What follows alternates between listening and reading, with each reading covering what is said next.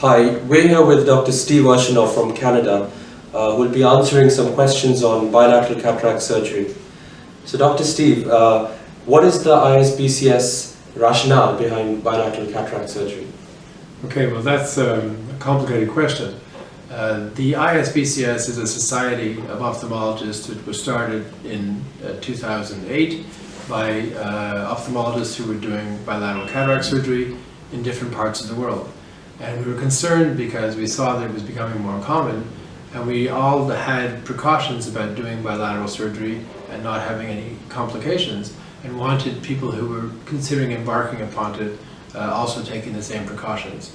So we put together some rules, and we published a suggestion piece about if you want to do bilateral cataract surgery, you should strongly consider doing the following. But the main point was the one rule we have that we think one should not deviate from is that if any complication arises in doing the first eye that you don't totally resolve by the end of the case, should make you pause and consider delaying the other eye. So for example, if you just have a small tear in the capsular rhexis and you manage to take it and convert it so it's a bit of an oval and changing it the shape of the rhexis, but you complete the operation and the lens is centered and it's all fine, that's okay. But if you have a posterior capsular tear and you're not sure about the stability of the lens, or if you drop part of the nucleus, then you should seriously consider deferring the second eye until later. The problem with that is we also realized that all of us agreed that the best time to do the patient's second eye is just after your experience with the first eye, because you know exactly the peculiarities of that individual patient, how well their pupil dilates, and all kinds of things about the surgery. So we have to balance the concern about any minor problem occurring in surgery and deferring with the other preference to do the other eye just after the experience with the first eye. Excellent, thank you. The other question I wanted to ask you was, what are the challenges faced while doing bilateral cataract surgery, in your opinion? The challenges we face in the surgery, there really aren't any, because the challenge is the challenge of doing one eye's cataract surgery, which is the same as every other cataract surgery that we do. The challenges we have are really in getting political acceptance of bilateral cataract surgery around the world, and most of that is because almost every country pays the surgeon less for the second eye done the same day than for the first eye. And then there are concerns about, will I get bilateral infections? Should I recalculate my lens calculations for the second eye after the first eye's results? And a bunch of other things that have been brought up. But the actual procedure itself is not different for each other cataract surgery. Right. Thank you. What is the ISBCS rule? Yes, Rule. ISBCS rule. that's what we discussed first. Rule. Oh no, that was the rationale behind it. There was no rule. Okay. I mentioned that. Okay, that's right. Right, okay, so next question. Right, yeah, we also wanted to ask you, you know, some patients, when they've undergone unilateral cataract surgery, they tend to say that their other eye is also made worse. Is there any rationale behind that, or what are your views behind that? It's actually a very interesting problem, and I noticed when I was doing only unilateral cataract surgery that quite often, the day after surgery, the patient would come back quite ecstatic with the result in their eye operated on, but would ask me if I spilled something in the other eye or did something or put pressure on their eye because they believed the other eye was worse. And after getting a number of patients like that, I began to wonder what that was from. And so I began to ask them. And it turns out that when you do patients for cataract surgery, most of them who come to us are relatively on the older side. And people that are older tend not to close one eye and the other and decide which eye doesn't see well, but they come and they complain they don't see well. If someone comes into you and complains they don't see well, it's the good eye they're complaining about. So that when you do surgery on their bad eye and they come back the next day, their perception is that their good eye is worse because now it sees worse than the other eye. And I had a lot of problems with patients in the beginning, convincing them that I hadn't made their good eye worse. It doesn't happen anymore during bilateral cataract surgery, but it was one of the reasons that encouraged me to go along and do both eyes at the same time. Excellent. The final question we want to ask you is, a lot of surgeons have concerns about in the risk of endophthalmitis, for example, in bilateral cataract surgery. What are your views on that? Well, there are really two things. Endophthalmitis is one of them that people tout as being a potential disaster if they get endophthalmitis in both eyes postoperatively. Every study that's been done shows that, if anything, the risk of endophthalmitis in doing bilateral cataract surgery is less than in doing unilateral cataract surgery. We did a study of 125,000 eyes in our Society of Bilateral Cataract Surgeons, and we found that the overall incidence of infection in one eye, if they used intracameral antibiotics, was 1 in 17,000, which is the lowest rate reported in the literature anywhere. And we had no cases of bilateral endophthalmitis.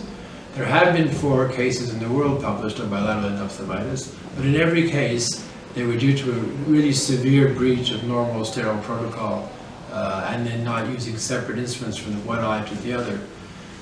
So they ended up getting infections in both eyes. But we don't recommend anyone do things poorly.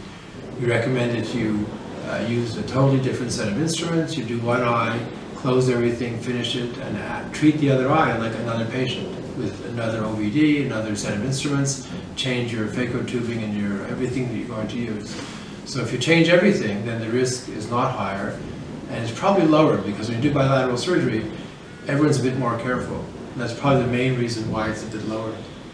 And the other concern that's come out is saying, well, you know, we get errors in the refraction of the patient post-op sometimes, and we could do better by recalculating the second eye and adjusting for the error in the first eye. Well, there are some big problems in that. The problem is, first, that concern arose in the days of doing only ultrasound biometry, and now we do much better with IOL masters and different machines and equations. And so when that happens, the numbers of errors have dropped considerably to be almost negligible. But the other assumption that's a big problem is correcting for the second eye assumes that both eyes are identical. If both eyes aren't identical, you actually may make a larger error in the second eye than in your first calculation, because you're adjusting for a different eye. So we think that the answer is to just be accurate. To use the best machine you can, the most modern equations, make sure you're careful, check everything twice by 2 different machines. So use the IOL master axis and the one you did on a map of the patient's cornea. And if you check everything properly, you end up with almost 0 errors to correct for. What is the feasibility of carrying out bilateral cataract in India? Well, the criteria for doing bilateral cataract surgery are not different in different countries. All we require, or all the patient requires, is that the surgeon is very confident, has a very low complication rate, and is very adherent to making sure you're sterile and separating the 2 eyes completely. Other than that, you can do it anywhere in the world. And India is an ideal country because India has a huge backlog of patients, and you have a lot of excellent surgeons. And so I think India is pretty much an ideal country to do bilateral cataract surgery. In addition, many Indian surgeons deal with patients that come a long way to see them. It's much easier for the patient to come and stay for a day or 2 and have both eyes done than to come back in a week or 2 weeks or 3 weeks and keep coming back for more visits. So I think India is ideal to do bilateral cataract surgery. Do you think patients generally, in your view, have a preference of getting 1 eye or 2 eyes operated? Well, you know, patients initially come, and because perhaps their friend, which is often a friend, or some family doctor is not aware of bilateral cataract surgery, will tell them, well, don't do both eyes. And they come in and they're afraid. But in my office, because I've been doing it for a long time, they sit there and other patients talk to them, and they've all had bilateral cataract surgery, or many have, and the patient gets reassured. And the patients ask us questions which are often perplexing to the doctor because we don't understand in advance what their apprehensions are. So one of the common questions I get is, well, doctor, after I have my surgery, does that mean I'll be blind for 2 days and I'll have patches on my eyes? And I tell them, no, it means that I will not patch your eyes ever. I'll put drops in your eyes, you'll sit up from the table, and you'll see better immediately. They said, oh, that's not so bad.